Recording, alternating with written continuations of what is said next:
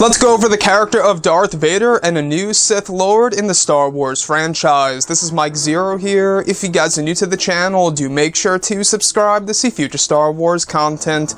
Now, you guys may know, just a couple of weeks ago, we went over how Disney, who owns the Marvel Star Wars comic lineup in Star Wars Annual 4, introduced a brand new Sith Lord into the Disney canon, who is named Darth Atrius, a Sith Lord who actually once lived during the times when the Sith were plentiful.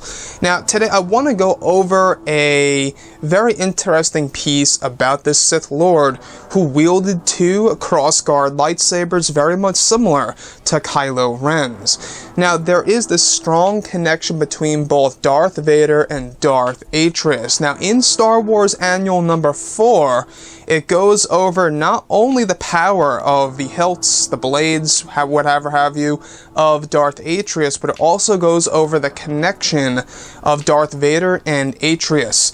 So, in the comic, we actually have this character named Sana. She's a smuggler, interesting character.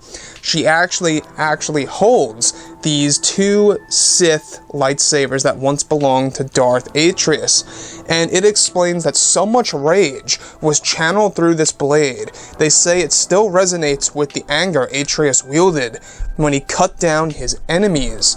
Now, there's a scene with Darth Vader. He's looking to retrieve these lightsabers, either for himself or maybe even Emperor Palpatine is looking for such lightsabers. Now, we do know that Palpatine was seeking a lot of secrets out in the unknown regions, as well as Supreme Leader Snoke, and this could very well be one of them, perhaps even more so. So, this is what Darth Vader says in Star Wars Annual number 4. You do not understand the power of the weapons you have brought to this place. The echo of the dark side is heavy around them. And he goes on to say, the din is so great that even my senses are clouded. So, the amount of dark side energy that is surrounding these lightsabers, these hilts that once belonged to a Sith Lord named Darth Atrius. These are crossguard lightsabers. They're so powerful with the dark side that it even senses, it even clouds Darth Vader's vision. And we do know that he's actually, on the chase because Luke Skywalker has one of these Sith lightsabers while he's pod racing and ultimately cuts it in half. And once Luke Skywalker cuts them both in half, that's when Darth Vader decides to essentially just, destroy the other one. If he can't have both, he's not just going to have one, so he destroyed them, whatever was left. So I think that the fact that Darth Vader was really chasing these artifacts that belonged to an ancient Sith Lord named Darth Atrius, and the fact that Disney just added him into the Disney canon, I think raises a ton of questions. Now, we do know that the D&D trilogy is going to be more of a trilogy for adults, and it's going to be more catered towards hardcore fans, which honestly screams to me that it's going to be the Old Republic.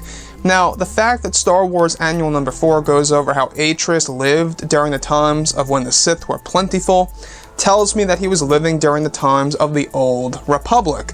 So, what I would really love to see on the big screen is the D&D trilogy featuring a new Sith Lord named Darth Atrius and putting him into the Disney canon on the big screen where he gets to wield these two crossguard lightsabers and battles his enemies and strikes bodies down, as it explains in this comic that, anybody connected to the Force can still feel the rage within those hilts. Even Darth Vader, it was so strong that it clouded his own vision and his senses.